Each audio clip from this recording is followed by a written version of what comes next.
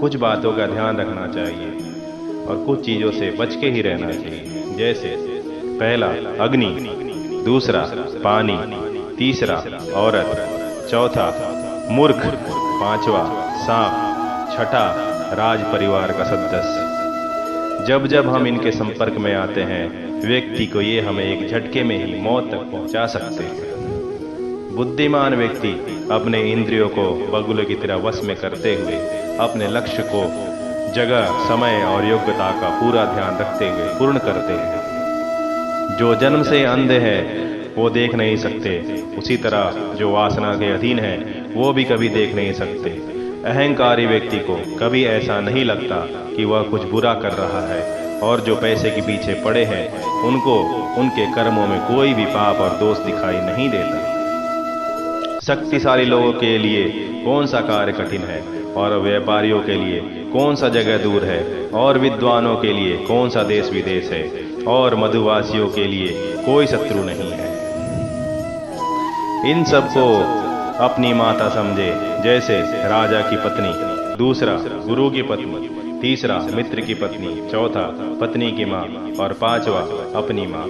आदमियों में नाई सबसे धूर्त होता है, कौवा पक्षियों में धूर्त होता है, लोमड़ी प्राणियों में धूर्त होता है, और औरतों में लंपट औरत सबसे धूर्त होती है। जिस प्रकार एक सूखे पेड़ को अगर आग लगा दी जाए तो वह पूरा जंगल जला देता है, उसी प्रकार एक पापी पुत्र पूरे परिवार को बर्बाद कर सकता है।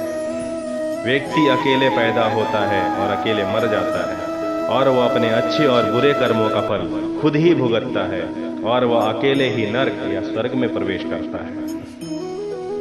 एक पंडित भी घोर कष्ट में आ सकता है यदि वह किसी मूर्ख को उपदेश देता, यदि वह एक दुष्ट पत्नी का पालन पोषण करता हो, या किसी दुखी व्यक्ति के साथ अत्यंत घनिष्ठ संबंध बना लेता। एक विद्वान व्यक्ति ने अपने भोजन की चिंता नहीं करनी चाहिए, उसे सिर्फ अपने धर्म को निभाने की चिंता करनी चाहिए। हर व्यक्ति का भोजन पर जन्म सिद्ध अधिकार है। वर्षा के जल के समान कोई जल नहीं, खुद की शक्ति के समान कोई शक्ति नहीं, नेत्र ज्योति के समान कोई प्रकाश नहीं, अन्न से बढ़कर कोई संपत्ति नहीं।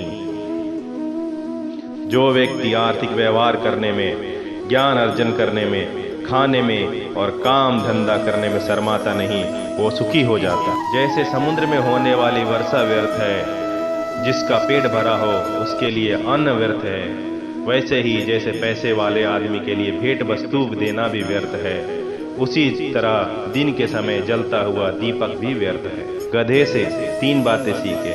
पहला, अपना बोझा ढोना कभी ना छोड़े। दूसरा, सर्दी गर्मी की चिंता कभी न करे। तीसरा, सदा संतुष्ट रहे। भगवान राम में ये सब गुण थे।